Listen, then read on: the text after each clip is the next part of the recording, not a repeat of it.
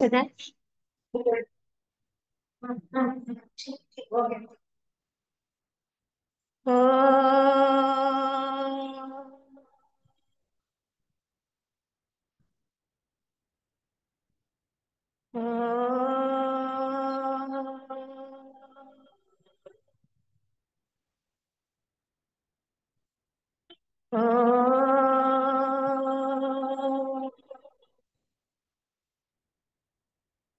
శ్రీమన్ముక్తి మహాత్ముని స్మరిస్తూ ఈ దినం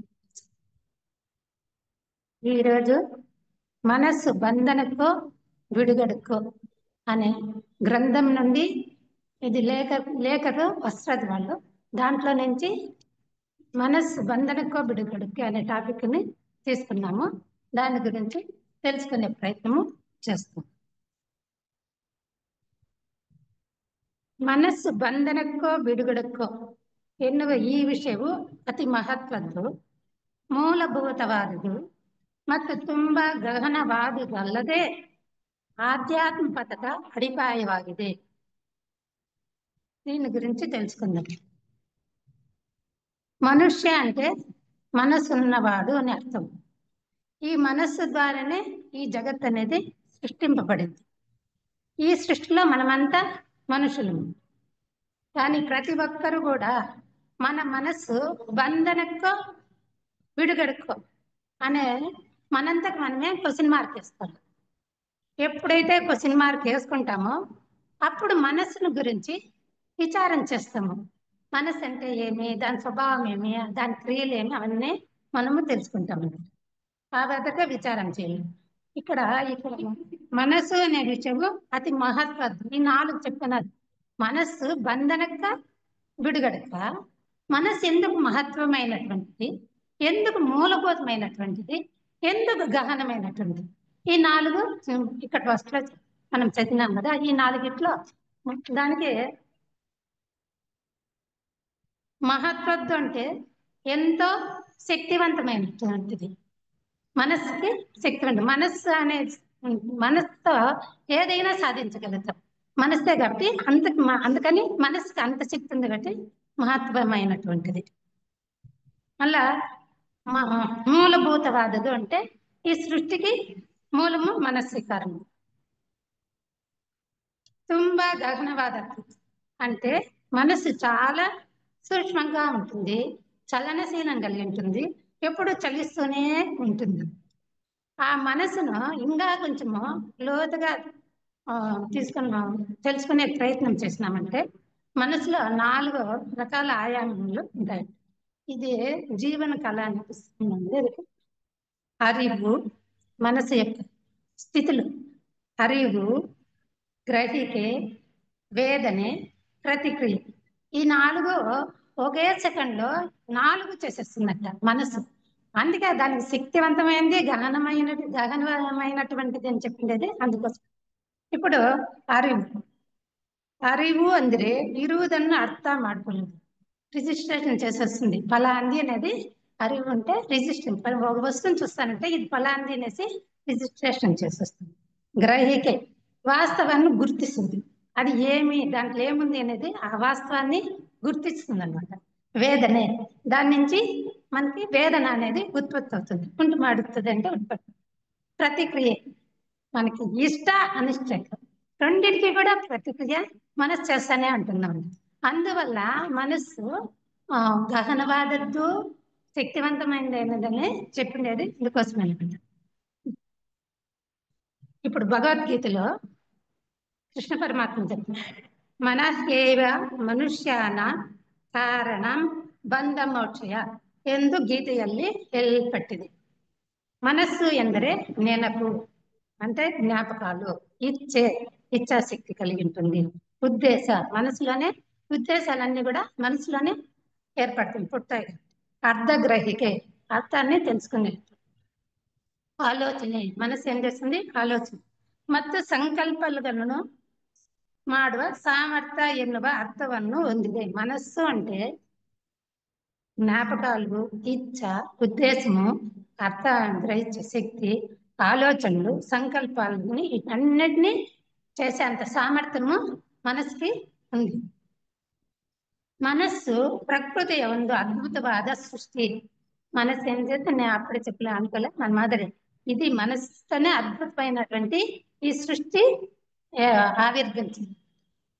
ಮನೋದೃಶ್ಯಂ ಜಗತ್ ಸರ್ವಂ ಅಂದರೆ ನಮ್ಮ ಕಣ್ಣಿಗೆ ಕಾಣಿಸುವ ಇಡೀ జగత్తు మనసిన పరికల్పನೆ. ఈ జగత్తు అతి సుందరంగా ఉండేది, మన కళ్ళకు కనపరిచేదంతా కూడా మనసు యొక్క పరికల్పనతో ಸೃಷ್ಟಿ ಏರ್ಪಡಿಂది. ಆದ್ದರಿಂದ ಇಡೀ ಜಗತ್ತಿನ ಬೀಜವೇ ಮನಸ್ಸು ಎಂದು ಹೇಳಲ್ಪಡಿದೆ. ಈ ಜಗತ್ತೇ మనసు, మనసు వల్ల జగత్తు ఏర్పడింది అని చెప్తాను. మనుష్య ಎಂದರೆ మనసನ್ನು ಉಳ್ಳವನು ಎಂದು ಅರ್ಥ. ಮನುಷ್ಯ ಅಂತಾನೆ ಮನಸ್ಸುಂಡೇವಾಡ್ನೆ ಮನುಷ್ಯ అని ಅಂತಾರೆ. ಈ ಮನಸ್ಸನ್ನು ಹೊಂದಿರುವುದೆಂದರೆ ನಾವು ಸೃಷ್ಟಿಯ ಇತರ జీవిಗಳಿಗಿಂತ భిన్న ఎనిసికొండిరుವುದು.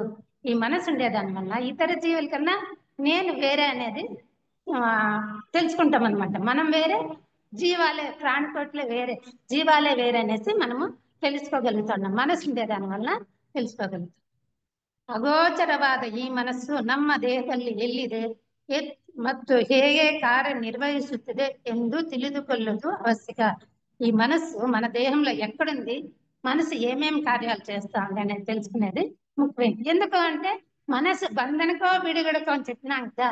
నీ మనసు నువ్వు బంధనకు ఉపయోగించుకుంటా, మనసు ఏమీ తెలుసుకుంటే నువ్వు బంధనకు ఉపయోగించుకుంటావో విముక్తికి ఉపయోగించుకుంటా. అది చాయిస్, నీకు వదిలేసిన. నువ్వు ఏది కావాలంటే అది సెలెక్ట్ చేసుకోవచ్చు అన్నమాట. అదే థియాసఫీ ఏం చెప్తుంది, ప్రవృత్తి మార్గము నివృత్తి మార్గం. ఎప్పుడైతే ప్రవృత్తి మార్గంలో ఉంటే ఈ లౌకిక జీవనం మీద సాగిస్తా ఇక్కడే ఉంటాము. అదే నిర్వృత్తి మార్గంలోకి వెళ్ళినామంటే విముక్తి మార్గంలో పోయి మనము మోక్షాన్ని పొందగలుగుతాము. ಅಂದರೆ ಮನಸ್ಸಿನ ರಚನೆ, ಕ್ರಿಯೆ ಮತ್ತು ಸ್ವಭಾವ ಪರಿಚಯದಿಂದ అది సద్బలికే సాధ్య. ఆ మనసు యొక్క రచనని, క్రియ, మనసు ఏమేమి పనులు చేస్తుంది, మనసు యొక్క స్వభావం ఏమి, ఇవన్నీ మనం ఎప్పుడైతే తెలుసుకుంటామో దాన్నే మనం సరిగ్గా ఉపయోగించుకునేది అవుతుంది. లేకపోతే మనము మనసే తెలియకపోతే మనం దాన్ని ఎట్లా ఉపయోగించుకోలేమో మనం తెలియము. మన ఇంట్లో మనం ఫ్రిడ్జే తీసినాం అనుకో, ఆ ఫ్రిడ్జ్ ఎట్లా ఉపయోగించుకోవాలంటే వాడు ఇచ్చేసి ఉంటాడు కదా, ఇట్లా వాడచ్చు ఇట్లా అని దాన్ని చూసి మనం ఎట్లా ఉపయోగించాలి. అట్లా మరి మనం కూడా మన మనసుని ఫస్ట్ మనం తెలుసుకున్నామంటే మళ్ళీ మనం ఉపయోగించుకునేదానికి సాధ్యమవుతుంది. ಮನಸ್ಸಿನ ಕಾರ್ಯಗಳೆಂದರೆ సంగతిಗಳನ್ನು గ్రహిస్తుంది. మనసు యొక్క కార్యమేమే ఎప్పుడు విషయాల్ని సంగ్రహిస్తా ఉంటుంది. అವುಗಳನ್ನು నెనపిನಲ್ಲಿ ఇరుసుకోలేదు. ఎప్పుడైతే విషయాన్ని చూస్తామో అది మనసులో సబ్ కాన్షియస్ మైండ్ లో స్టోరేజ్ చేసుకునేస్తుంది. అది మనసు యొక్క పని. సమయానుసార స్మరణకే పొందగలదు. ఎప్పుడైతే సబ్ కాన్షియస్ మైండ్ లో స్టోరేజ్ చేసుకుంటుందో అప్పుడు ఏ సమయానికి ఏ కాలం అది అక్కడి నుంచి మనకి వస్తా ఉంటుంది అన్నమాట. ದೇಹದ ಅನುಭವವನ್ನು ಆಧರಿಸಿ పూర్వాపర ఆలోచిಸುವುದು. మన దేహంలోని అనుభవాన్ని పూర్వపరం కూడా ఆలోచన. నేను ముందు ఎట్లుంది, ఇప్పుడు ఎట్లుండాను అనేసి పూర్వపర ఆలోచన చేసేది కూడా మనసు. ఒళ్ళేది ಕೆಟ್ಟది మనసు ద్వారా మనము తెలుసుకుంటాం, మంచిది చెడేది.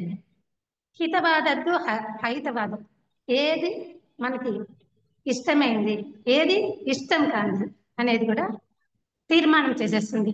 ఎలా అంటే, ఎందుకంటే ఒక్కొక్కరి స్వభావము, మనసు యొక్క స్వభావము ఒక్కొక్క రకంగా ఉంటుంది. ఒక్కొక్కరికి కొన్ని రకాలు ఇష్టం ఉంటాయి, కొంతమందికి ఇంకొన్ని రకాలు ఉంటాయి, ఇంకొంతమంది నీకు ఇష్టమైంది నాకు ఇష్టం ఉండదు, నాకు ఇష్టం. అందువల్ల ఆ స్వభావాన్ని బట్టి మన యొక్క ఇష్టాన్ని మన మనసు తీర్మానం చేస్తుంది. ఇది నీకు ఇష్టము, ఆ స్వభావాన్ని బట్టి అది తీర్మానం చేసేస్తుంది. ಅನುಭವ, ಅಭಿಪ್ರಾಯ ಮತ್ತು ತೀರ್ಮಾನಗಳನ್ನು ಮಾಡಿ ಕ್ರಿಯೆಯಲ್ಲಿ ತೊಡಗುವುದು. మన యొక్క అభిప్రాయాల్ని, మన యొక్క అనుభవాల్ని, మన యొక్క తీర్మానాన్ని బట్టి అది పనిచేస్తూ ఉంటుంది. క్రియలు అంటే మనం పనిచేసే దాంట్లో ఇవన్నీ కూడా చేరుకొని ఉంటాయి. ఈ ಎಲ್ಲಾ ಕಾರ್ಯಗಳನ್ನು ಮನಸ್ಸು ಅದರ ಬಾಹ್ಯ ಉಪಕರಣವಾದ ಮೆದುಳಿನ ಮೂಲಕ ಮೂಡುತ್ತದೆ. ఈ అన్ని పనులు కూడా మనస్సు మెదడు రూపంలో ఈ పనులన్నీ చేపిస్తున్నాను. దాని మూలకంగా మనము, మెదడు మూలకంగా మనము అన్ని పనులు చేస్తాము.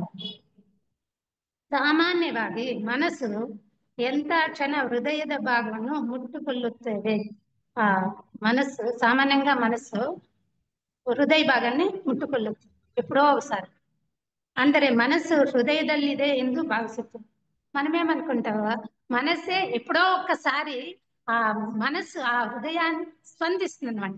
అది మనం వదిలేసి మనమేమనుకుంటామంటే మనస్సే హృదయంలో ఉంది అనేసి అనుకునేస్తాం, భావించేస్తాం అనమాట. ಸುಖ ದುಃಖ ಅನುಭವಿಸುವಾಗ ಹೃದಯದಲ್ಲಿ ಸಂವೇದನ ಉಂಟಾಗುತ್ತೆ. మనం సుఖం వచ్చినా దుఃఖం వచ్చినా కూడా ఆ సంవేదన మన మనసులో జరుగుతుందన్నమాట. ಅದು ಕೇವಲ ಹೃದಯದ ಬಡತದಲ್ಲಿ ಉಂಟಾದ ಪ್ರಕ್ರಿಯೆಯ ಹೊರತು ಮನಸ್ಸಲ್ಲ. ఇది ఈ మనసులో జరిగేది, అంతేగాని హృదయంలో జరుగుతా ఉండేది కాదు. హృదయ బడత అంటే హృదయంలో గుండె కొట్టుకుంటా ఉండేది అంతే. కానీ మనం ఏమనుకుంటామంటే హృదయంలో జరుగుతుంది అనేసి మనం అనుకుంటాము. ఇది హృదయంలో జరిగేది కాదు, మనసులో జరిగేది అని ఫస్ట్ మనం తెలుసుకోవాలి. మనం ఏమన్నా అన్నా కూడా ఫస్ట్ హృదయం, ఇప్పుడు దండం పెట్టుకుని ఏమన్నా కూడా ఇట్లా హృదయానికి ఇట్లా అనుకుంటాం కదా, హృదయ స్థానం వేరే మనసే వేరు. మనం దాన్ని తెలుసుకోవాలి. హృదయం ఏది మనస్సు ఏది అని కూడా మనము తెలుసుకోవాలి. ವಿಜ್ಞಾನಿಗಳು ಮನಸ್ಸಿನ ಮೆದುಳಿನಲ್ಲಿದೆ ಎನ್ನುವ ತತ್ವವನ್ನು ಮಂಡಿಸಿದರು. ವಿಜ್ಞಾನಿಗಳು ಏನ್ చెప్తారంటే మనుష్యుನ మనస్సు మెదుల్లో ఉంది అనేసి చెప్తా ఉన్నారు. ಮನುಷ್ಯನ ಮೆದುಳಿನಲ್ಲಿ ಉಂಟಾದ ಸಂವೇದನೆಗಳು ಅವನ ವರ್ತನೆಗೆ ಕಾರಣವಾಗುವುದರಿಂದ ಮನಸ್ಸು ಮೆದುಳಿನಲ್ಲಿದೆ ಎನ್ನುವುದು ಅವರ ವಾದ. ఎప్పుడంటే మనం చేసే సంవేదనలు, మనం చేసే పనులు అవన్నీ కూడా మెదుಳು రూపంలో ఉంది కాబట్టి అదే అదే అనేసి మెదుళ్ళలోనే మనసు ఉంది అనేసి వాళ్ళు వాదన చేస్తాడు. ఎవరు? విజ్ఞానులు. ముందు వాదన విజ్ఞానులు ఆ మాదిరిగా చేస్తున్నారు. కానీ ఇప్పుడు మళ్ళీ ఇత్ತೀಚಿನ అంటే ఇంకా సైన్స్ ఇప్పుడు ఇంప్రూవ్ అవుతానే ఉంది, కనుక్కుంటానే ఉంది, విషయాలు ఎన్నో కనుక్కుంటానే ఉంది కదా.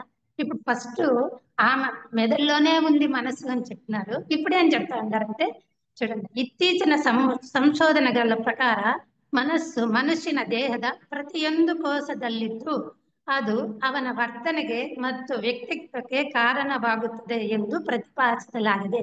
అప్పుడేమో మనసు మెదుల్లోనే ఉంది, ఆ మెదులు మనసు మెదుల్లో ఉండి మెదుడు మూలకంగా మనం అన్ని చేస్తాము అని చెప్తున్నారు.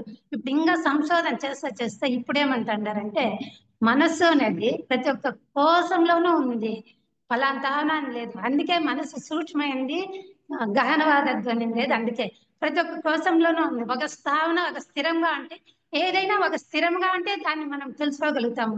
కానీ ఈ మనసు స్థిరం లేకంటే చలిస్తా ఉండేది ఒకటి, సూక్ష్మంగా ఉండేది ఒకటి. దానివల్ల మనం తెలుసుకునేదానికి కష్టమవుతుంది.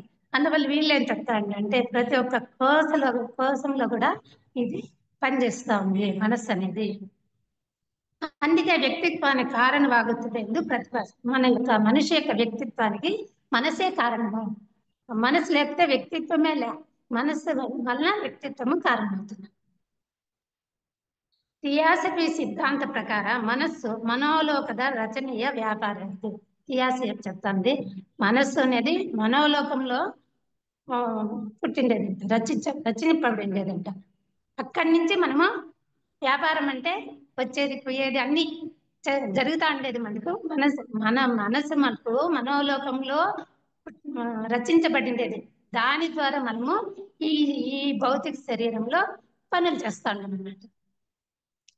ಇಡೀ ವಿಶ್ವದ ರಚನೆ ಸಪ್ತಲೋಕಗಳಾದ ಆದಿಲೋಕ, ಅನುಪಾದಕ ಲೋಕ, ಆತ್ಮಲೋಕ, ಬುದ್ಧಿಲೋಕ, ಮನೋಲೋಕ, ಕಾಮಲೋಕ ಮತ್ತು ಸ್ಥೂಲ ಲೋಕಗಳಲ್ಲಿ అడిగిదే.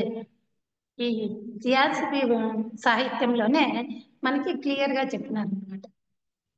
ఇన్ని లోకాలంతాను మనిషి అంటేనే ఇన్ని లోకాలతో సంబంధించిన వాడు. మనమేమో మనిషి అంటే ఏమో అని ఆచారంతో చెప్తాం కదా. ఆ మనుష్య జన్మ రావాలంటేనో ఎంతో దాని వెనకాల ఎంత ఇదైతేనే ఎంతో అర్థం ఉంది. ఎన్ని సహకరిస్తేనే మనుష్య జన్మ వచ్చేది. ఒక మనిషి ఒక ఇంట్లో పుట్టల్లా, ఒక దేశంలో రావాలంటే దానికి ఎన్నో కారణాలు ఉంటాయి.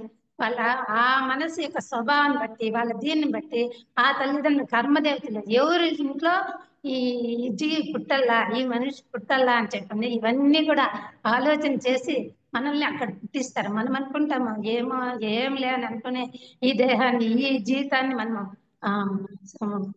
ఆచార భావంతో గడుపుతా ఉండము.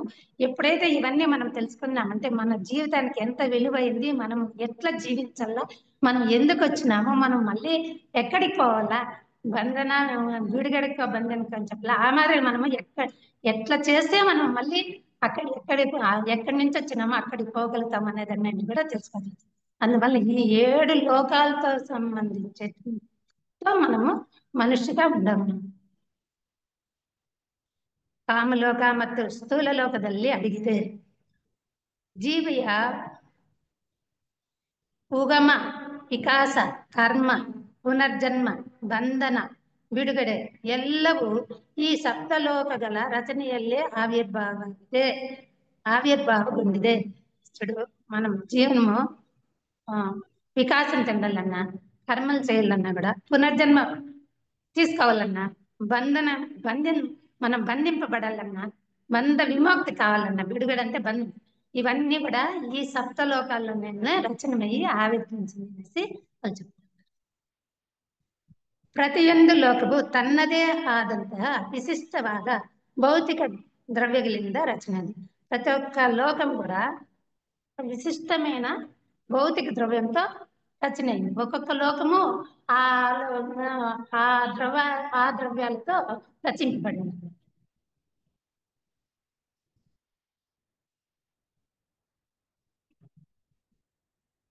ಆದಿಲೋಕದ ಬೌದ್ಧ ದ್ರವ್ಯವು ಅತ್ಯಂತ ಸೂಕ್ಷ್ಮವಾಗಿದ್ದರೆ స్థూల లోకದ బౌద్ధ ద్రవ్యం అత్యంత సాంద్రవాది. ఆదిలోకంలో ఉండే ద్రవ్యం అంటే అది ఏమంటే చాలా సూక్ష్మాతి వాయువుతో కూడిండేదన్నమాట. అందువల్ల అక్కడ ఆ చాలా సూక్ష్మంగా ఉంటుంది. ఆ లోకాన్ని మనము తెలుసుకునే కూడా అయ్యలేదు. సూక్ష్మమైనటువంటి లోకము ఆదిలోకం. అదే బౌద్ధ ద్రవ్యము అత్యంత సాంద్రవాది. స్థూల లోకం ఏముంది, సాంద్రత కూడింది. అంటే ఘనదాంతో కూడింది. ఘనము అంటే భూమి తత్వంతో, స్థూల లేకము భూమి తత్వంతో కూడింది. ఎప్పుడు భూమి తత్వం అంటే ఏమి ఘనమైనటువంటిది కదా, దానివల్ల ఈ తత్వంతో కూడి ఉంది కాబట్టి ఇది ఘనమైన వస్తువు సాంద్ర కలిగింది.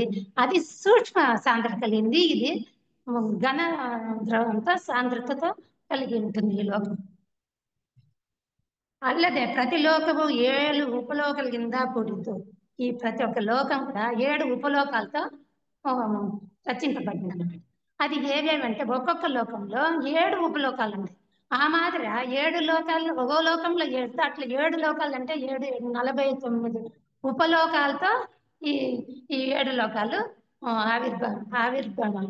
ఆవిర్భమైనాయి. అవి ఒకటి ఏమంటే ఒక లోకంలో 7 ఉపలోకాలు అంటే ఘన, ద్రవ, వాయువు, అతివాయువు, సూక్ష్మాతి సూక్ష్మ వాయువు, అణువు, పరమాణు, ఈ 7 తత్వాలతో ఒక లోకము ఏర్పడిందన్నమాట. కానీ ఇక్కడ ఏం చెప్తాండారంటే స్థూల లోకం అతిభౌత ద్రవ్యంతో అంటే ఈ 7 అన్నిట్లోనూ ఉంటాయి. కానీ సాంద్రత ఒక్కొక్క లోకంలో సాంద్రత ఎక్కువ ఉంటుందన్నమాట. సో ఇప్పుడు స్థూల లోకం అంటే దాంట్లో ఘన పదార్థం ఎక్కువ ఉంటుంది, మిగతావన్నీ తక్కువ ఉంటాయి. అదే కామలోకానికి పోతే దానికన్నా కొంచెం సూక్ష్మం ఎక్కువ ఉంటుంది, ఘనానికన్నా ఇంకొంచెం సూక్ష్మం ఇంకా ఎక్కువ. ఆ మాదిరిగా ఒక్కొక్క లోకంలోనూ కూడా ఆ సాంద్రత అనేది ఆయా 7 ఉన్నా కూడా, ఇప్పుడు ఆది లోకానికి పోయినామంటే అక్కడ ఘనం ఉంటుంది, ఏమో 1% లైట్ గా ఉంటుంది, మిగతాంతా కూడా సూక్ష్మమైతే కూడా ఉంటుంది. ఆ మాదిరిగా లోకాలు ఆవిర్భావం. ಈ 7 ಲೋಕಗಳ ಭೌತ ದ್ರವ್ಯವು ಸಾಂದ್ರತೆಯಿಂದ ಸೂಕ್ಷ್ಮತೆ ಕಡೆಗೆ ಸಾಗುತ್ತದೆ. ಈ 7 ಲೋಕ ಭೌತ ದ್ರವ್ಯಾలు కూడా ఈ సాంద్రత సూక్ష్మత కడిగే సాగుతుంది.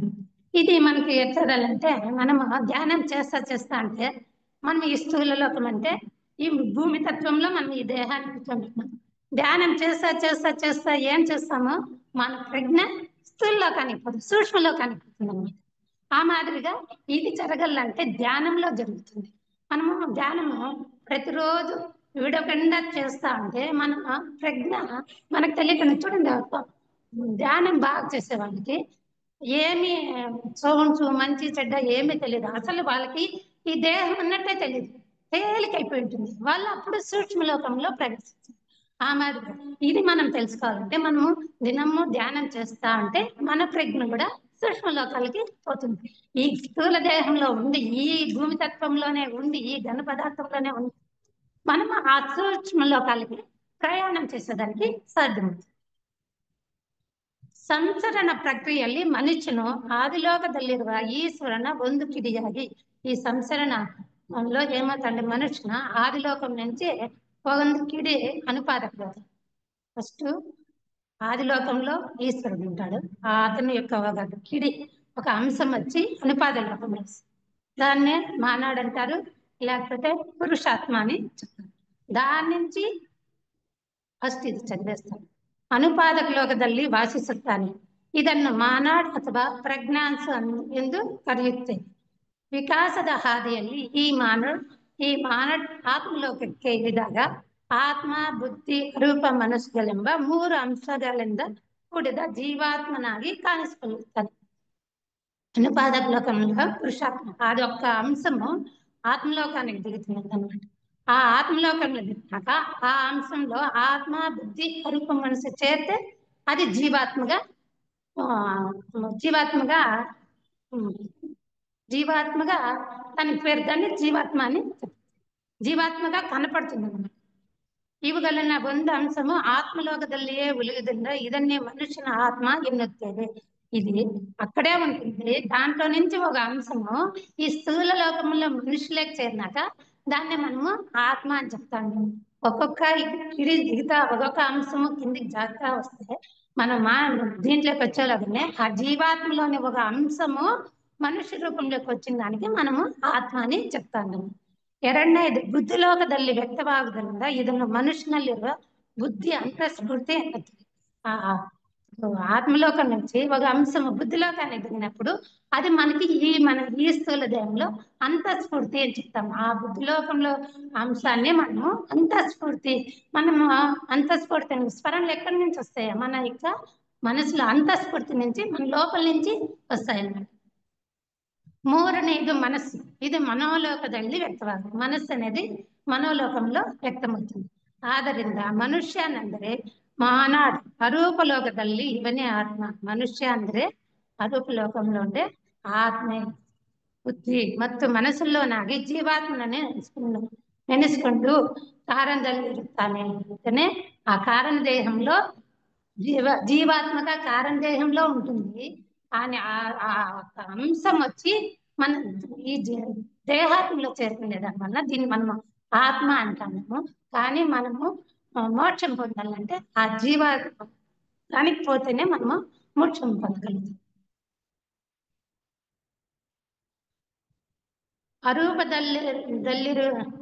ಅರೂಪಲೋಕದಲ್ಲಿರುವ ಜೀವಾತ್ಮನು ಸ್ಥೂಲ ದೇಹವನ್ನು ಧರಿಸುವುದಕ್ಕೆ ಮುನ್ನ ರೂಪಲೋಕ ಮತ್ತು ಕಾಮಲೋಕ ಪ್ರಕೃತಿಯನ್ನು ಹೊಂದಿ ಸ್ಥೂಲ ದೇಹವನ್ನು ಪಡೆಯುತ್ತಾನೆ. మనం స్థూల దేహంలో జన్మ ఎత్తాలంటే ఫస్ట్ రూపలోకంలో నుంచి కామలోకంలో ఆ 2 లోకాల ప్రకృతిని తీసుకొని ఈ స్థూల దేహంలో రూపం పుట్టి జన్మ తీసుకుంటాం అనమాట. మనం ఏమనుకుంటామో స్థూల లోకంలోనే జన్మ తీసుకుంటాము అంటాం. కానీ దానికి ముందే ఆ రూప ప్రకృతి కామలోక ప్రకృతి 2 చేర్చుకునేసి స్థూల దేహంలో మనము జన్మ తీసుకుంటాం. ಮನಸ್ಸು ಮನೋಲೋಕದ ಭೌತ್ಯ ದ್ರವದಿಂದ ಕೂಡಿದ್ದು 7 ಉಪಲೋಕಗಳನ್ನು ಹೊಂದಿರುತ್ತದೆ. ಅದೇ ఇప్పుడు నేను చెప్తాను కదా, మనుష్య భౌత ద్రవ్యದಿಂದ కూడింది దానివల్ల ఈ 7 ఉపలోకాల్లో ఉండే ప్రకృతిని తీసుకుంటుంది అనమాట. ప్రకృతి తీసుకొని మనసు రచన అవుతుంది. ಕೆಳಗಿನ 4 ಉಪಲೋಕಗಳ ಪ್ರಕೃತಿಗೆ ರೂಪಲೋಕವೆಂದು ಮೇಲಿನ 3 ಉಪಲೋಕಗಳ ಪ್ರಕೃತಿಗೆ ಅರೂಪಲೋಕವೆಂದು ಕರೆಯುತ್ತೇವೆ.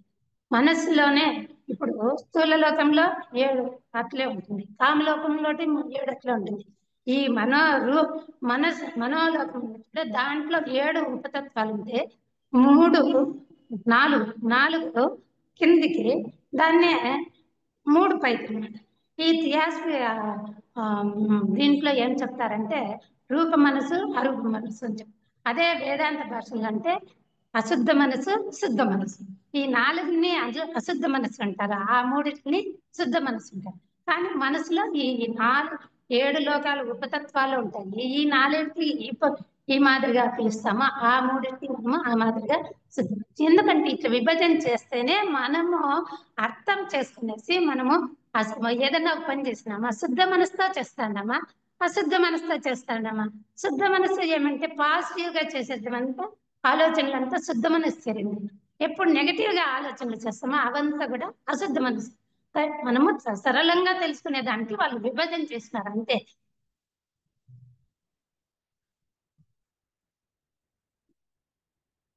ರೂಪಲೋಕದ ಪ್ರಕೃತಿ ಹೆಚ್ಚು ಸಾಂದ್ರವಾಗಿತ್ತು.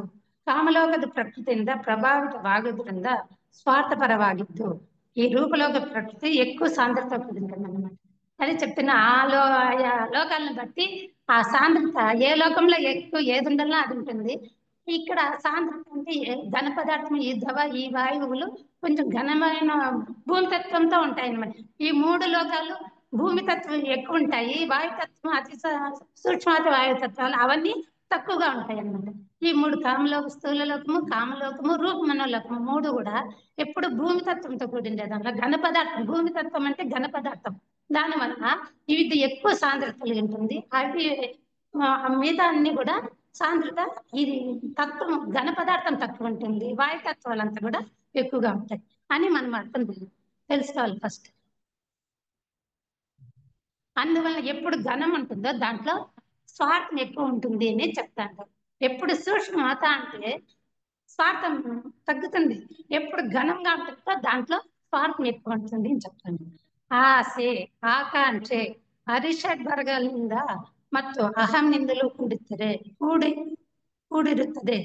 మన ఈ స్థూల లోకంలో మనకి ఆశలు, ఆకాంక్షలు, అరిషడ్ వర్గాలు, కామ, క్రోధ, లోభ, మోహ, మద, మచ్చర ఈ 6 కూడా లక్షణాలతో అహంతో కూడి ఉంటుంది అనమాట. ఈ స్థూల దేహము ఇవన్నిటితో కూడి ఉంటుందన్నమాట. ರೂಪ ಮನಸ್ಸಿನ ಪ್ರಮುಖ ಲಕ್ಷಣಗಳೆಂದರೆ ಸ್ವಾರ್ಥತೆ, ಅಸ್ಥಿರತೆ, ಅತಿ ಚಂಚಲತೆ ಮತ್ತು ಅಹಂ. ಈ ಎಲ್ಲಾ ಲಕ್ಷಣಗಳನ್ನು ಹೊಂದಿರುವ ಮನಸ್ಸುను అశుద్ధ ಅಥವಾ కామ మనస్సు ಎಂದು ఉపనిషత్తు ಹೇಳುತ್ತದೆ. ఎప్పుడంటే దీని యొక్క లక్షణాలు, మనసు యొక్క లక్షణాలు ఏమంటారే స్వార్థంతో కూడి ఉంటుంది, అస్థిరత, స్థిరంగా మనసు ఉండదు, చంచల స్వభావం.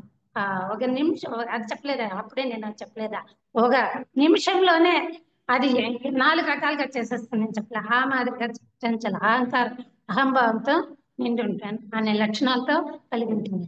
ఇది కామ మనసు దీంట్లో చేరిండే దానివల్ల దీన్ని అశుద్ధ మనసు. అశుద్ధం కామ సంయుక్తం, శుద్ధం కామవర్జితం.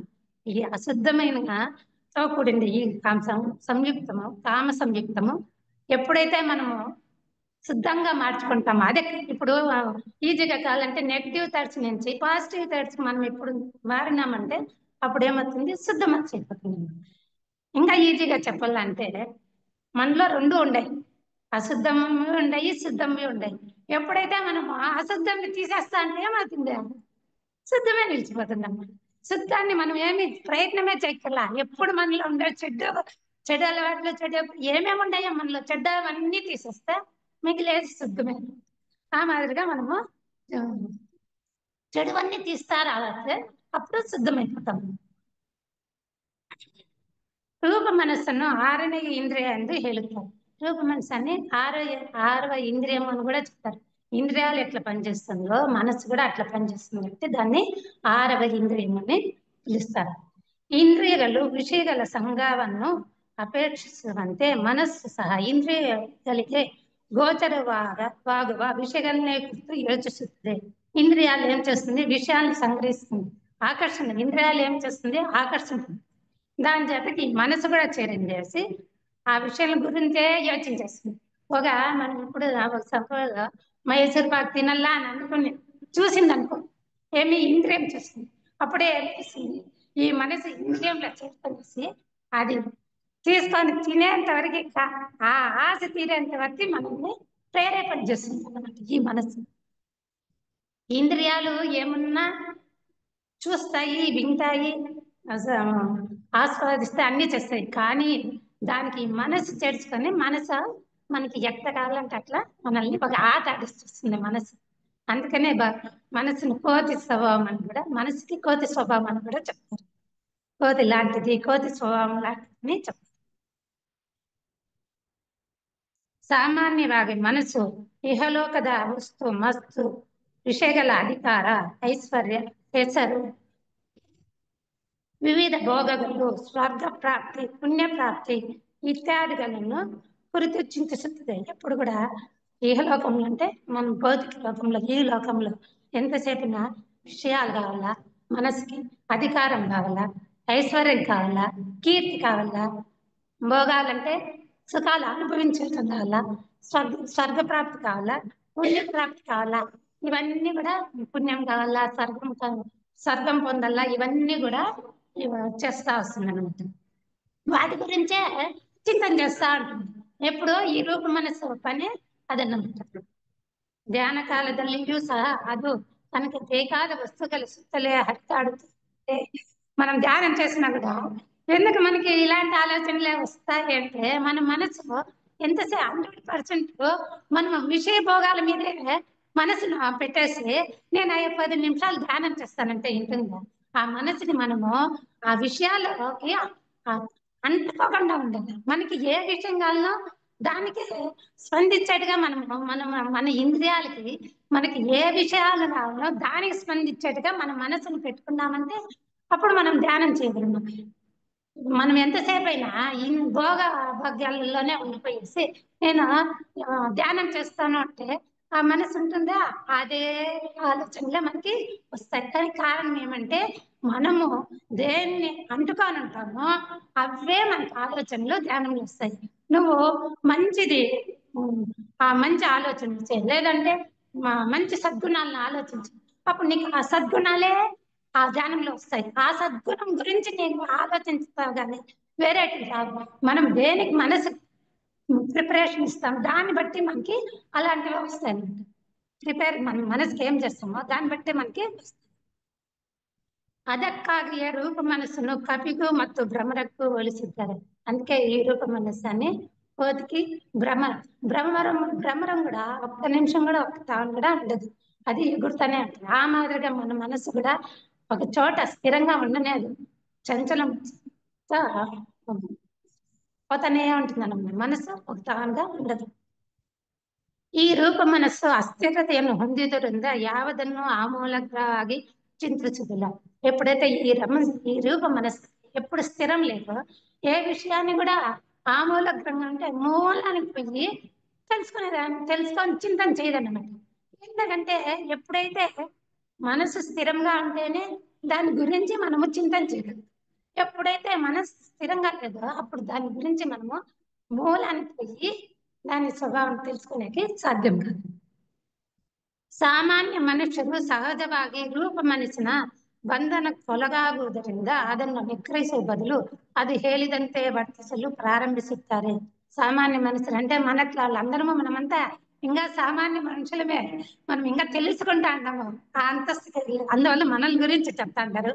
మనము ఆ రూపమనిచ్చిన బంధనంలోనే చిక్కుకుంటా ఉంటాము కానీ అది చెప్పినట్టే మనం వింటా ఉన్నాం. ఇక్కడ ఏం చెప్తా అంటే మనసు చెప్పినట్టు మనం వింటా ఉన్నాం కానీ మనం చెప్పినట్టు మన మనసు వినటంలో మనం మనసుకి ఆధీనం అయిపోయినాము కానీ మనకు మనసు ఆధీనం కాదు అని మర్చిపోయింది. ಆಗ ನಾವು ಮನಸ್ಸನ್ನು ಉಪಯೋಗಿಸುವುದಿಲ್ಲ. ఎప్పుడైతే మనసుకి మనం అడిక్ట్ అయిపోయినామో మనం మనసును ఉపయోగించక్కల ఆ మనసు చెప్పినట్టు పోతా ఉన్నాము, మనసుని ఆడ ఉపయోగిస్తాము. దానికి ఎప్పుడు బానిస అయిపోయినామో అప్పుడు మనసు చెప్పినట్టు వింటా ఉన్నాము. ఈ మనసు ఉంది, మనసుకి ఇంత శక్తి ఉంది, ఈ మనసుతో ఇట్లా చెయ్యాలా, ఇట్లా ఆలోచించాలా అనేది కూడా మనకు తెలియకుండా పోయి మనం మనసు చెప్పినట్టు మనము వింటా పోతాము. ಆದರೆ ಮನಸ್ಸು ನಮ್ಮನ್ನು ಉಪಯೋಗಿಸುತ್ತದೆ. అందువల్ల మనసు మనల్ని ఉపయోగిస్తాను. మనసు మనల్ని మనము మనసుని ఉపయోగించటంలా మనసే మనల్ని ఉపయోగిస్తాను. ఇంತಹ మనస్సును ಕುರಿತು అర్జునను భగవద్గీతಲ್ಲಿ కృష్ణునిగా ಹೇಳುತ್ತಾನೆ. ఈ మనసు గురించి కృష్ణ పరమాత్మ అర్జునుడు కృష్ణుని అడుగుతాడు. ఎలై కృష్ణనే, మనస్సు బహಳ ಚಂಚಲ ಸ್ವಭಾವ ಉಳ್ಳದ್ದು, ವೇಗವಾದದ್ದು, ಬಲವುಳ್ಳದ್ದು, ದೃಢವಾದದ್ದು. మనస్సు స్వభావం ఏమిటి? వేగవంతమైంది, బలవుల్లద్దు. వేగవంతమైంది అంటే చూడండి, మనం ఇక్కడ ఉంటాము, కాశీలో పోయి శివుని చూసేయాలంటే మనసులో చూసేస్తాం కదా, ఆ రూపాన్ని మనం ముద్రించుకొని పొందుతాం. అంత శక్తి, అంత వేగమైనటువంటిది, బలముల్లదు, శక్తివంతమైనది. మనసు ఏదైనా కూడా మనసు పెట్టి చేస్తే సాధ్యం అనేదే లేదు. అంత శక్తి ఉండేది. దృఢవాదದ್ದು, దృఢంగా గట్టిగా ఉంటుంది అన్నమాట. ಇದನ್ನು ಹಿಡಿದು ನಿಲ್ಲಿಸುವುದು ಗಾಳಿಯನ್ನೇ ನಿಲ್ಲಿಸುವಷ್ಟು కష్టకరವಾದುದೆಂದು నాకు ತಿಳಿದು. అట్లాంటి మనసును నిలపాలంటే చాలా కష్టం. గాలన్నా గాలి ఏమన్నా నిలపచ్చేమో కానీ మనసును నిలిపేది చాలా కష్టం అనేసి అర్జునుడు కృష్ణుడిని అడుగుతా ఉన్నాడు. ಅರೂಪಲೋಕದ ಪ್ರಕೃತಿಯು ಅತಿ ಸೂಕ್ಷ್ಮ ಭೌತ ದ್ರವ್ಯಗಳಿಂದ ಕೂಡಿದ್ದು. ಆ ರೂಪ మనసు అదే శుద్ధ మనసు, అదే శుద్ధ మనసు అంటే ఇక్కడ ఏం చెప్తారంటే అరూప మనసు. అరూప మనసు అతి సూక్ష్మ అతి ద్రవ్యం. ఇక్కడ 7 చెప్పినాను కదా, అది వచ్చి ఆ సూక్ష్మాతిగా వచ్చి కూడింటుంది, ఆ ద్రవ్యంతో సాంద్రత కూడింటుంది కాబట్టి అది బుద్ధి ಮತ್ತು ఆత్మలోకల ప్రభావಕ್ಕೆ ఒళ్ళాగుతుంది. ఇది టచింగ్ ఎట్లుంటుందంటే ఈ ఈ 4 వచ్చి ఈ దేహాత్మ స్వభావంతో టచింగ్ ఉంటాయి. అరూప మనసు ఆత్మలోకానికి బుద్ధిలోకానికి టచింగ్ ఉంటుంది. అందువల్ల ఆ ఆత్మలోక బుద్ధిలోక ప్రభావానికి అరూప మనసు పనిచేస్తుంది. ఈ కామ మనసు ఈ రూప మనసు ఏం చేస్తుంది, ఈ స్థూల లోకం కామలోకము రూప మనసులోకము ప్రభావానికి పనిచేస్తుంది. అది అట్లా అర్థం చేసుకోండి. ಅದು నిస్వార్థపరವಾಗಿರುತ್ತದೆ. ఎప్పుడైతే అరూప మనసు నిస్వార్థంతో కూడింటుంది. తాను ఇతరులుగాది ಎಂದು భావిಸದಲ್ಲದೆ ప్రేమ, నేను, ಅಂತಃಕರಣ ಮತ್ತು ಅನುಕಂಪಗಳಿಂದ ಕೂಡಿರುತ್ತದೆ. నేను పుట్టిందేమైంది, నా మనసు ఎందుకుందంటే ఇతరుల కోసమే సేవ చేయడానికి, ఉపయోగపడేదానికి అనేసి అనుకుని ప్రేమని మన అంతఃకరణంలో అనుకంపతో కూడింటుంది. మన అంతఃకరణము ప్రేమ, దయ, కరుణ, అనుకంప ఇవన్నీతో కూడింటుందంట. ಇದು ಎಲ್ಲದರಲ್ಲಿಯೂ చైతన్య స్వరూపనాద పరమాత్మను కానవంతದ್ದು. ఎప్పుడైతే మన ప్రజ్ఞానము అరూపలోకి పోయిందంటే అప్పుడు ఏం చేస్తామంటే ఈ విశ్వంలో ఉండే ప్రతి వస్తువులోనూ ప్రతి మనిషిలోనూ కూడా ఆ పరమాత్మనే చైతన్యాన్ని చూస్తుందండి. కానవంతదంటే చూడగలుగుతాం. ప్రతి ఒక్కరిలో ఉండే ఆ చైతన్య స్వరూపాన్ని చూడగలుగుతాం. అంటే మన ప్రజ్ఞ బుద్ధిలో కానీ పోయినప్పుడు అప్పుడు మనము అందరిలో ఉండే, నాలో ఉండే చైతన్యము అందరిలో ఉండే చైతన్యము ఒకటే అనేసి ఎప్పుడు మనం తెలుసుకున్నామో అది సాక్షాత్ అందరిలోనూ చూడగలుగుతాము, దర్శిస్తాం అన్నమాట. ఇది అతి బలశాలిಯಾಗಿದ್ದು సంకల్ప శక్తిಯನ್ನು ತಂದುಕೊಡುತ್ತದೆ. దీనికి మనసుకి బలము ఉంది, సంకల్ప శక్తి కూడా ఉంది. ఆ సంకల్పం మనం ఎప్పుడైతే మనసులో చేసుకుంటామో అది సాధించే శక్తి కూడా మనకి ఉంది అని చెప్తారు. ಈ ರೂಪ ಮತ್ತು ಅರೂಪ ಮನಸ್ಸುಗಳು ಮಾನವನ ಬಂಧನ ಮತ್ತು ಬಿಡುಗಡೆಗೆ కారణగలాగిವೆ. ఈ రెండే మనస్సు మానవునికి బంధ విముక్తికి రెండిటికి కూడా ఈ మనసే కారణం. ಬಂಧನೆ ಎಂದರೆ ಹುಟ್ಟು ಸಾವುಗಳ ಚಕ್ರದೊಳಗೆ నిరంతర తిరుగుడు. బంధన అంటే పునరపి ఈ సంసార చక్రంలో తిరుగుతా ఉండేది బంధనం. ಅಂದರೆ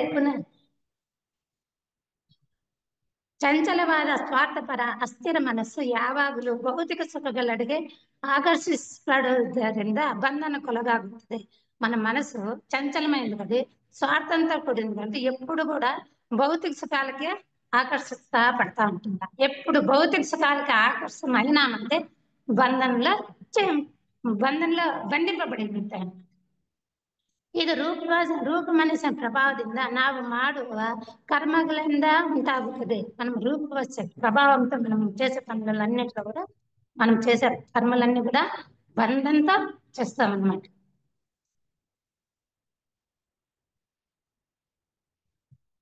ಬಿಡುಗಡೆ ಅಂದರೆ ಹುಟ್ಟು ಸಾವಲ ಜಂಜಡಗಳಿಂದ ಮುಕ್ತವಾಗುವುದು. ಬಿಡುಗಡೆ అంటే ಹುಟ್ಟು సావు, పుట్టుట నుంచి చావు నుండి ముక్తి పొందేదే బిడుగుడు అనేసి చెప్తాంటారు. ఇది ఈ గ్రంథంలో చెప్పిండేది.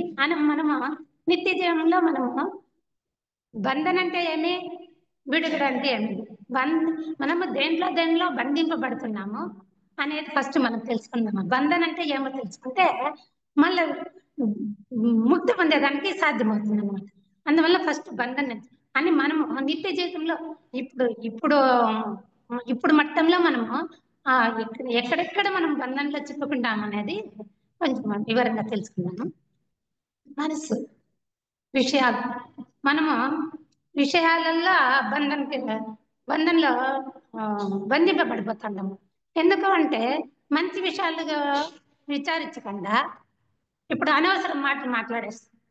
ఓకే, మనం స్పందిస్తాం, అనవసర విషయాలకి స్పందిస్తాం. ఎప్పుడైతే అనవసర విషయాలను మనం స్పందించినామో ఆ విషయాలు ఏం చేస్తాయి, సబ్ కాన్షియస్ మైండ్లో చేరుకునేస్తాయి. అప్పుడు ఏం చేస్తాయి, అవి ఆ విషయాలే మనకి ఇప్పుడు ధ్యానం చేస్తామని అది మంచి పని, కానీ అది ఏం చేస్తుంది, ఆ విషయాలు మనల్ని వచ్చి పైకి పోనీయకుండా బంధిస్తాం. ఆ మాదిరిగా విషయాలు మనల్ని బంధిస్తుంది. అలవాట్లు, మన యొక్క అలవాట్లు. ఇప్పుడు అలవాటు అంటే నాకు కాఫీ తాగే అలవాటు ఉందా, అదేం చేస్తుంది, ఆ కాఫీ లేకపోతే నేను ఉండలేను. మనం ఏమైపోతామే, ఆ కాఫీ మాకు దానికి బంధింపబడిపోయినాం. ఆ మాదిరిగా ఫర్ ఎగ్జాంపుల్ నేను కాఫీ చెప్పింది అట్లా మాదిరిగా మన అలవాట్లకు కూడా మనం ఎన్నిటికో మనము బంధింపబడుతూ ఉంటాం. నమ్మకాలు, ఒక్కొక్కరు ఒక నమ్మకాన్ని పెట్టుకుంటారు, ఆ నమ్మకాలతో కూడా మనము బంధింపబడతాం. సాంప్రదాయాలు, మన యొక్క సాంప్రదాయాలలో కూడా బంధింపబడతాం. కర్మలు కార్యాలు, మనం చేసే కర్మలు, మనం చేసే కార్యాలు, వీటన్నిటిలో కూడా మనము బంధింపబడతాం. ఇంకా వీళ్ళని చెప్తారంటే ఇంకా కొంచెం సూక్ష్మంగా పోతే మనలో మనము మమకారం పొందుతాం. ఆ మమకారం కూడా మనల్ని ఏం చేస్తుంది, బంధించేస్తుంది. మోహం, ఇదే కొన్నిటి మీద మనము మోహం, బిడ్డల మీద అట్లా పెట్టుకుంటాం కదా, ఆస్తుల మీద అంతా, అదేం చేస్తుంది, ఆ మోహం కూడా మనల్ని బంధించేస్తుంది. అహంకారం, అహంకారం చెప్పే పని అది మనకు తెలియకుండానే అహంకారం అనేది బంధించేస్తుంది. స్వార్థం, స్వార్థం కూడా మనల్ని బంధించేస్తుంది. ఇవన్నీ కూడా మనల్ని బంధిస్తాయి. మనము ఫస్ట్ లో చెప్పినాం కదా, మన మనసు బంధనక్కో విడుగడక్కో మనమే క్వశ్చన్ మార్క్ వేసుకోవాలనుకున్నాం కదా. ఇప్పుడు క్వశ్చన్ మార్క్ ఎందుకు వేసుకున్నామంటే, ఈ క్వశ్చన్ మార్క్ వేసుకున్నప్పుడు నేను దేంట్లో బంధింపబడతా ఉన్నాను, ఈ బంధం నుంచి ఎట్లా నేను విముక్తి పొందాలా అంటే ఫస్ట్ ఏం చేయాలంటే మనల్ని మనము గమనించుకోవాలి. గమనించేది వస్తేనే మనము ఎక్కడ మనము బంధింపబడతాండామో ఎక్కడ బంధింపబడలేదు అనేది అర్థమవుతుంది అనమాట. అప్పుడు విషయాల్లో కానీ సాంప్రదాయాల్లో కానీ ప్రతి ఒక్క దాంట్లోనూ మనం ఎక్కడ బంధిస్తాం అనేది బాగా అర్థమవుతుంది అనమాట. ఆ గమనించేది కూడా దానికి కూడా ఎంతో శ్రద్ధ ఉండాలా, ఉత్సాహం ఉండాలా. నన్ను నేను తెలుసుకోవాలా అనేది ఫస్ట్ మన మీద మనము ఎప్పుడైతే నన్ను నేను తెలుసుకుంటానో అని ఎప్పుడు అనుకున్న దృఢ సంకల్పం చేసుకుంటామో అప్పుడే మనం తెలుసుకోగలుగుతాం, లేకపోతే మనం తెలుసుకోలేము. ఇవంతా కూడా సూక్ష్మమైన విషయాలు. మనసు సూక్ష్మైంది కదా, దాని కార్యాచరణ కూడా సూక్ష్మంగా ఉంటుంది. కాబట్టి మనము సూక్ష్మంగా అదే అవేర్నెస్ అంటారు, அறிவு ఉంటారు. ఎప్పుడు క్షణము కూడా మనము ఎప్పుడు అలర్ట్ గా ఉంటామన్నమాట. అప్పుడు మనము గ్రహించగలుగుతాం. ఎప్పుడు గ్రహిస్తామో ఎప్పుడు తెలుసుకున్న దాన్ని మనము ఆచరణలో పెడతాం. ఎప్పుడు మనం ఆచరణలో పెడతామో అప్పుడే మనము బంధ విముక్తులం అవుతాం, లేకపోతే మనము బంధ విముక్తమే అయ్యేకి సాధ్యం. దీనికి అదే చెప్పేది, గమనం పెట్టి పరిశోధన చేయాలి. గమనం పెట్టి చూసేది కాదు, పరిశోధన చేయాలి. పరిశోధన అంటే ఎట్లా చేస్తారా, ఇది విజ్ఞానిಗಳು ఒక ఎక్స్పెరిమెంట్ చేయాలంటే ఎట్లా పరిశోధన చేస్తారా, ఆ మాదిరిగా మనం గమనం పెట్టి పరిశోధన చేయాలంటే లోతుగా పోవాలి. లోతుగా పోయి మనలోకి లేట్ అంటే మనం ఇప్పుడు మాట్లాడుతున్నాము, నేనంతా బాగా మాట్లాడుతున్నాను నాకు అనిపిస్తుంది, ఎదుట వాళ్ళకి తెలుస్తుంది నేను స్పీడ్గా మాట్లాడుతున్నా, వేగంగా మాట్లాడుతున్నా, ప్రేమగా మాట్లాడుతున్నా, కఠినంగా మాట్లాడతాను, అది అందువల్ల అదంతా కూడా పరిశోధన చేయాలంటే లోపలికి పోలేం. మన చెవులు వినాలంటే మన మాట ఇతరులది మనం వింటాము, కానీ మన మాట మనం గ్రహించలేము. మన మాట మనం గ్రహించినామంటే అప్పుడు మన సూక్ష్మత మనం ఎట్లా మాట్లాడేది మనకే అర్థమవుతుంది. ఆ మాదిరిగా సూక్ష్మంగా పోయి పరిశోధన చేసి మనము విషయాల నుంచి ఈ బంధనంలో చిక్కుకోకుండా ఆచరణ చేస్తూ ముందుకు. అందుకనే ఈ థియాసఫిక్ సొసైటీ ఈ విజ్ఞాన సమాజం స్థాపన చేసినది దీనికోసం. నీకు భగవంతుడు మనసు ఇచ్చినది ఏమిటి? నువ్వు బంధ విముక్తురాలుగా బంధ విముక్తుడు కమ్మనేసి ఈ జ్ఞానం మనకి బోధిస్తాంది. ఈ సమాజంలో మనకి ఈ జ్ఞానాన్ని అందిస్తాంది. మనం ఈ జ్ఞానాన్ని అన్ని తెలుసుకొని మనం నిత్య జీవితంలో అలవర్చుకుంటా రావాలి.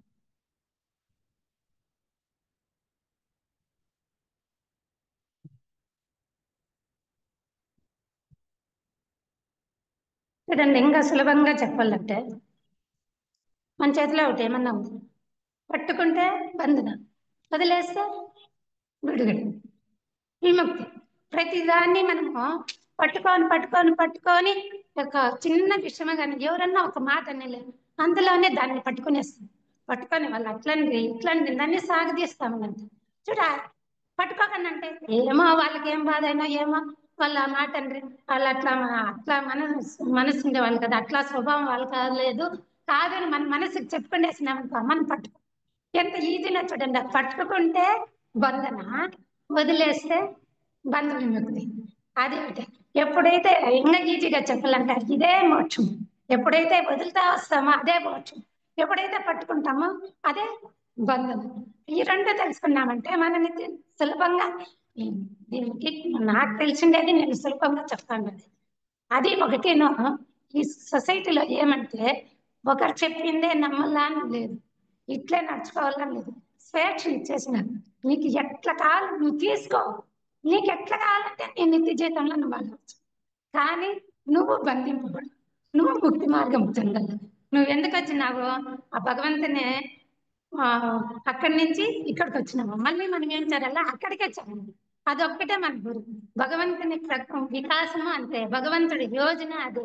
ఇవన్నీ కూడా భగవంతుని. నువ్వు ఎప్పుడైతే ఆ విధంగా నడుచుకొని పోయినావంటే ఆ భగవంతుని యోజనలో నువ్వు నడుచుకొని భగవంతునికి ఒక రకంగా సహాయం చేసిన వాళ్ళమే చెప్పచ్చు. ఆ మాదిరిగా మనము సహాయం కూడా కాదు, ఆ ఆ వర్డ్ ఏం అది ఒక మనము ఛానల్ లాగా భగవంతునికి సేవకు ఒక ఛానల్ లాగా అవుతామన్నమాట. ఆ విధంగా మనము నడుచుకోవాలి. ఈరోజు మనము మనసుతో బంధింపబడుతున్నామా, బంధ విముక్తి పొందుతున్నాం అనే విషయాన్ని తెలుసుకున్నాము. ఇంకోసారి ఇంకో క్లాసులో మనస్సు మించ విడుదల బంధ విముక్తి గురించి తెలుసుకునే ప్రయత్నము చేస్తాము. అంతవరకు కలిసి ఉంటూ తెలుసుకుంటూ కలిసి ఉంటాము. అందరికీ ధన్యవాదాలు.